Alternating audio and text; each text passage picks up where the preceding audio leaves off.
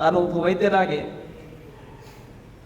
ಕೇವಲ ಒಂದು ಜಿಲ್ಲಾ ಮಟ್ಟದ ಆಸ್ಪತ್ರೆಗಳಲ್ಲಿ ಮಾತ್ರ ನಾವು ಹೇಳಿದಾಗೆ ಡಯಾಬಿಟಿಸ್ ಇರ್ಬೋದು, ಹೃದಯ ಸಂಬಂಧಿ ಕಾಯಿಲೆ ಇರ್ಬೋದು, ನರದೊಂದಿಗೆ ಸಂಬಂಧಿತ ಕಾಯಿಲೆ ಇರ್ಬೋದು, ನಮಗೆ ತಿಳಿದ ಹಾಗೆ ತಾಲೂಕು ಮಟ್ಟದ ಆಸ್ಪತ್ರೆಗಳಲ್ಲಿ ಸೌಲಭ್ಯಯುತವಾದ ಚಿಕಿತ್ಸೆ ಇಲ್ಲ.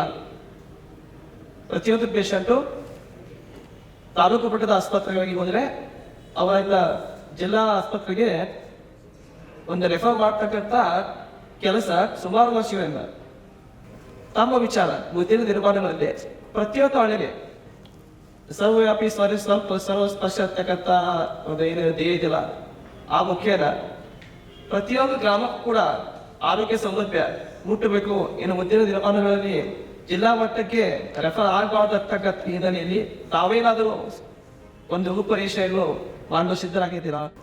ನಮ್ಮ ದೇಶ ಬಹುತರವಾಗಿ ಗ್ರಾಮೀಣ ದೇಶ ಅಂತ ಹೇಳ್ತಾರೆ. ಅತಿ ಹೆಚ್ಚಿನ ಒಂದು ಸವಲತ್ತುಗಳು ಸಿಗೋದು ಜಿಲ್ಲಾ ಕೇಂದ್ರ ಮತ್ತು ಅದು ಬೇರ್ಪಟ್ಟ ಸ್ಥಾನ ನಗರಗಳಿಗೆ ಮಾತ್ರ. ತವಾಗಲೇ ಏನಂತೆ ಹೃದಯ ಸಂಬಂಧಿತ ಕಾಯಿಲೆ ಇರ್ಬೋದು, ನರ ಸಂಬಂಧಿತ ಕಾಯಿಲೆ ಇರ್ಬೋದು, ಕಿಡ್ನಿ ಸಂಬಂಧಿತ ಕಾಯಿಲೆ ಇರ್ಬೋದು. ಇವು ಏನಾದರೂ ಒಂದು ಗ್ರಾಮೀಣ ಪ್ರದೇಶದ ಒಬ್ಬ ರೈತ ಅಥವಾ ಸಾಮಾನ್ಯ ಭಕ್ತಿಗೆ ಏನಾದರೂ ಬರ್ತಾ ಇದ್ರೆ ಆತನಿಗೆ ನಿಜವಾಗ್ಲೂ ಒಂದು ನರಕ್ಕೆ ಅಗ್ನಿಯಾಗಿ ಪರಿಣಮಿಸುತ್ತೆ. ಆ ನಿಟ್ಟಿನಲ್ಲಿ ಆಡಳಿತ ಪ್ರಧಾನಮಂತ್ರಿಗಳು ಹೆಲ್ತ್ ವೆಲ್ನೆಸ್ ಸೆಂಟರ್ಗಳನ್ನ ಸುಮಾರು 1,50,000 ಕೇಂದ್ರಗಳನ್ನ ತೆಗೆಯುವಂತಹ ಯೋಜನೆಯನ್ನ ಹಾಕಿದ್ರು.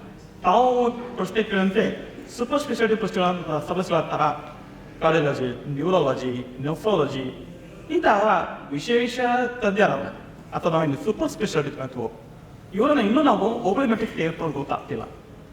ಆ ನಿಟ್ಟಿನಲ್ಲಿ ನನ್ನ ಕೆಲಸು ಸೂಪರ್ ಸ್ಪೆಷಾಲಿಟಿ ಚಿಕಿತ್ಸೆ ನನ್ನ ಜನರಿಗೆ ಗದಗು ಸಮಾಗಬಾರದು, ಅದು ಒಳ್ಳೆ ಕನಸಾಗಬಾರದು, ಅದು ನನಸಾಗಿ ಪರಿಣಿಸಬೇಕು.